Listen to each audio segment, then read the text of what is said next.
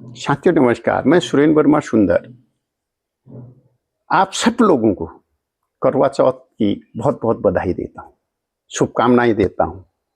आप दीर्घायु हों, आप स्वस्थ हों, आपकी मनोकामना पूरी हो। पहली बधाई उन लोगों को जिन्होंने पति-पत्नी दोनों ने व्रत रखा है एक-दूसरे के दीर्घायु और स्वस्थ जीवन के लिए। दूसरी बधाई उनको जिन्होंने केवल पत्नी ने ही उपवास रखा है, पति उनके काम में और उनके उसमें सहयोग चाहे मनचाहे जो भी है, अनचाहे कर रहे हैं, तो उनको भी। तीसरा बधाई उन लोगों को जिसने दोनों ने पति-पत्नी ने व्रत नहीं रखा है, शायद मैं तो सोचता हूँ वो भी इसी प्रकार से लंबी उम्र की कामना करते ही हैं, तो उनको भी बहुत बधाई। हम जैसे लोग भी हैं, मतलब चलिए, तो साथियों ये जो है त्योहार इसके बारे में ज़रा-सा आजकल त्योहारों का मौसम है वैसे। हर घर में साज-सज्जा हो रही है, भक्ति और भोग की तैयारी चल रही है। ऐसे ही एक विशेष अवसर पर जब चाँद आसमान में सबसे माँगे हुए चेहरे के रूप में उभरता है, हम सबके बीच आता है करवा चौथ। सबसे ज़्यादा प्रतीक्षा आज के दिन होती है। यह दिन प्रेम का प्रतीक कहा जाता है, जहाँ पत्नियाँ अपने पतियों की दीर्घायु के लिए उपवास रखती हैं। आजकल पति भी रखने लग गए हैं और पति पूरे दिन डरते रहते हैं कि कहीं कुछ मुँह से गलत न हो जाए और कहीं बना बनाया खेल या मूड खराब न हो जाए। पहले करवा चौथ पूजा और परंपरा का त्योहार था, अब यह लाइटिंग, मेकअप, रील शूटिंग का उत्सव बन चुका है। चांद देखने से पहले कैमरा ऑन होता है, व्रत खोलने से पहले इंस्टाग्राम पर करवा चौथ वाइब्स पोस्ट होती है, सोशल मीडिया में, रील्स में, दूसरा तीसरा जो है सोशल मीडिया सब में यही पोस्ट होती है। इन्हीं बदलते रंगों और मजेदार परिस्थितियों पर आधारित यह हास्य व्यंग कविता जो आपके सामने प्रस्तुत करने जा रहा हूं, 3 दृष्टिकोण में रची गई है। पत्नी नंबर 1 जो उपवास रखती है, पति जो परेशान रहता है या नहीं रहता है, दोनों, और तीसरी सास जो सब कुछ देखती है और मन ही मन कुछ हंसती है, कुछ मुस्कुराती है, कुछ नए हाव-भाव में। तो आइए थोड़ी मुस्कुराहट के साथ थोड़ा व्यंग और ढेर सारे घरेलू पदार्थ सुनने के लिए तैयार हो जाइए। पेश है करवा चौथ महागाथा। एक त्योहार है, 3 दृष्टिकोण हैं और हंसी की अनोखी प्रस्तुति है। अगर आपको अच्छी लगे तो जरा मुझे भी एहसास हो, हाँ आपको अच्छी लगी या नहीं लगी। चलिए अपने से ही लेते हैं। सुबह से उठी मिसेज वर्मा, चेहरे पर चमक मन में कर्मा। चेहरे में चमक मन में कर्मा, कहा आज करूंगी व्रत अपने जी के लिए, न पानी न खाना, बस सेल्फी लूंगी दी के लिए, सेल्फी लूंगी दी के लिए। बिंदी चुन्नी झुमके भारी, पिछोड़ा रंगीले और क्या क्या न मालूम, काजल लगा बन गई प्यारी। पति बोला वाह आज तो चांद भी शर्मा जाए। पत्नी बोली पहले फोटो खींचो, फिर पूजा थाली लाई, फिर पूजा थाली। दोपहर में पड़ोसन आई, बोली भाभी भूख लगी क्या भाई, क्या भूख लगी भाई। वो बोली अरे भूख की बात न कर, अभी रील बनानी है इंस्टाग्राम पर, अभी रील बनानी है इंस्टाग्राम पर। शाम हुई तो चांद छिपा रहा बादल में, चांद छिपा रहा बादल में, पति बेचारा फंस गया जाल में। पत्नी बोली जल्दी ढूंढो चांद को प्यारे, वरना मेरा गुस्सा तुम पर ही संभालो कर लो इंतजाम अपने सारे। आखिर चांद निकला, सबने ताली बजाई, चांद निकला सबने ताली बजाई। पति ने गले लग मिठाई खाई, फिर बोली सुनो जी कल डाइटिंग नहीं करनी, आज तो फोटो सबको भेजनी है, करनी है अर्निंग, करनी है अर्निंग। अब करवा चौथ का अर्थ नया हो गया, सौंदर्य, स्टाइल और ट्रेंड का मेला हो गया। भूख से ज्यादा चिंता लाइटिंग की रहती है और पूजा से पहले कैमरा की सेटिंग रहती है, कैमरा की सेटिंग रहती है, उसमें सेल्फी भी है। अब पति की ओर से सुबह सुबह बीबी बोली आज करवा चौथ है जानू। अब नेने जो हैं वो कहते हैं जानू, अब आप समझ रही कौन कह सकते हैं। सुबह सुबह बीवी बोली आज करवा चौथ है जानू। मैं बोला हाँ हाँ याद है, बस मत बनो शेर खानू। वो बोली आज मैं तुम्हारे लिए व्रत रखूंगी प्यारे। मैं सोचूं और मैं भूख से मरूंगा तुम्हारे इशारे। ना नाश्ता ना चाय सुबह से, घर में खामोशी डर से, सबके चेहरों पर फ्रिज खुला पर कोई खाना नहीं, किचन में बस पूजा का ठिकाना ही ठिकाना है। वो मैं बोला जान तुम थोड़ी रेस्ट कर लो, व्रत भारी है थोड़ा जूस पी लो, व्रत भारी है थोड़ा जूस पी लो। वो बोली तुम मर्दों को क्या पता बलिदान का। मैं बोला हाँ हमें तो पता है भूख में गुमान का, भूख में गुमान का। शाम को जब चांद ना निकला, शाम को जब चांद न निकला तो मैं बेचारा नीचे ऊपर चक्कर काटा। छत पर बीवी बोली कहाँ गया चांद।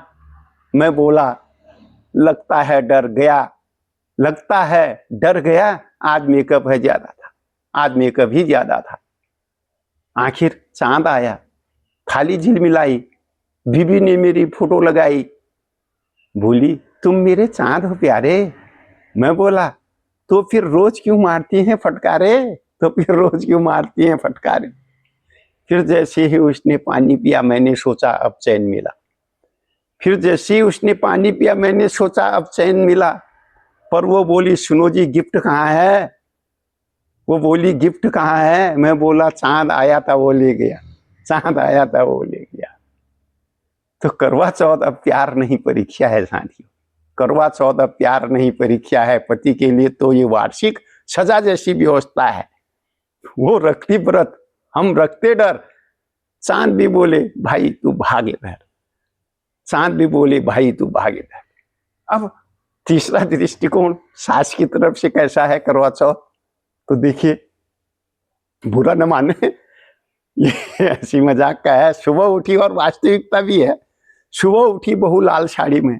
मैं बोली वाह आज तो हीरोइन बड़ी है, काजल झुमके लिपस्टिक भारी है, लग रही थी जैसे फिल्म की नायिका प्यारी, लग रही थी फिल्म की नायिका प्यारी। लिपस्टिक थी भारी, लग रही थी जैसे फिल्म की नायिका प्यारी। बोली माँ जी आज मैं व्रत रखूंगी, आपके बेटे के लिए भूखी रहूंगी। मैं मन में बोली बेटा भाग्यशाली है, वरना पहले तो कुछ खाती ही नहीं थी, खाली है। दोपहर में बहू रील बना रही थी, कह रही लाइटिंग में दिव्यता आ रही थी। मैं बोली बिटिया पूजा की थाली तैयार कर ले। वो बोली बस माँ जी एक रील और कर ले, बस माँ जी एक रील और कर ले। शाम हुई तो बेटा घबराया, बोला चांद अभी तक नहीं आया, बोला चांद अभी तक नहीं आया। मैं बोली अरे बेटा तू चैन से बैठ जा, तू भी उसी की तरह आज चांद बन जा, तू भी आज उसी की तरह चांद बन जा। बहू ने जैसे ही चांद देखा थाली झुलाई प्रणाम सीखा और बोली सुनो जी गिफ्ट देना ना भूलना। मैं बोली इससे पहले इसको खाना तो चखना, पहले इसको खाना तो चखना। फिर जब बेटा बोला माँ गिफ्ट क्या दूं इसे। मैं बोली शांति दे दे यही सबसे बड़ी चीज है, शांति दे दे यही सबसे बड़ी चीज है। वो बोली माँ जी आपके जमाने में गिफ्ट नहीं होते थे। मैं बोली हमारे जमाने में पति डरते नहीं होते थे, पति डरते नहीं होते थे। अब करवा चौथ में, अब करवा चौथ में व्रत से ज्यादा फैशन है, अब करवा चौथ में व्रत से ज्यादा फैशन है। भक्ति कम बस एक्सप्रेशन ज्यादा है, भक्ति कम बस एक्सप्रेशन ज्यादा है। सास बोले पहले चांद पूजा जाता था, अब बोले चांद दिखे तो फोटो खींची जाती है, अब चांद दिखे तो फोटो खींची जाती है। तो साथियों ये था तीनों दृष्टिकोण से हास्य व्यंग की रचना।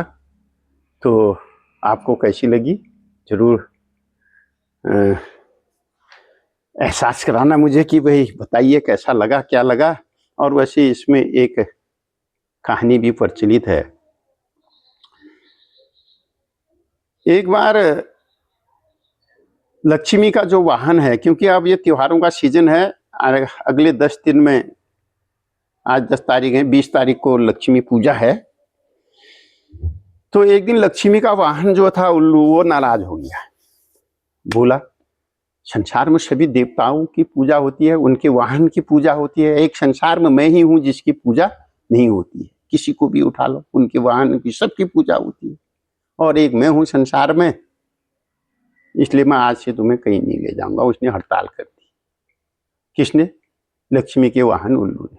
अब लक्ष्मी को जाना, क्योंकि पूरे विश्व में भ्रमण करना है, जाना है, तो अब क्या हो। तो साथियों, उसको मनाने की कोशिश हुई कि भाई चल, तू तो उल्लू है, चल क्या है, अब जो भी है आज तक चलते आया, अभी भी चल। उल्लू ने जिद ठान ली, जी नहीं, जब तक मेरी मांग पूरी नहीं होती है, जब तक मेरी भी पूजा नहीं होती है, तब तक मैं भी अब कहीं नहीं आऊंगा, मैं कहीं नहीं ले जाऊंगा। तो साथियों, तब लक्ष्मी देवी क्या करती? उसने कहा, जा, मेरी पूजा से भी 10 दिन पहले तू पूरे संसार में हर स्त्री के द्वारा पूजा जाएगा। तो आज वही दिन है, तो पूजा होती है। तो साथियों, जैसा कि आपको लगा ये केवल दंत कथाएं हैं, कुछ हंसी के लिए, कुछ उसके लिए। तो अगर आपको अच्छा लगा हो तो आज पूजा हो रही है, उसमें शरीक होइए और लक्ष्मी का वाहन बनिए। तो फिर मिलते हैं अगली परिस्थिति के साथ। जय हिंद, जय भारत, जय उत्तराखंड। और सभी एक बार पुनः बड़े गंभीरता के साथ आप सब लोगों को बधाई देना चाहता हूँ, शुभकामनाएं देना चाहता हूँ। आपकी सबकी मनोकामना पूरी हो।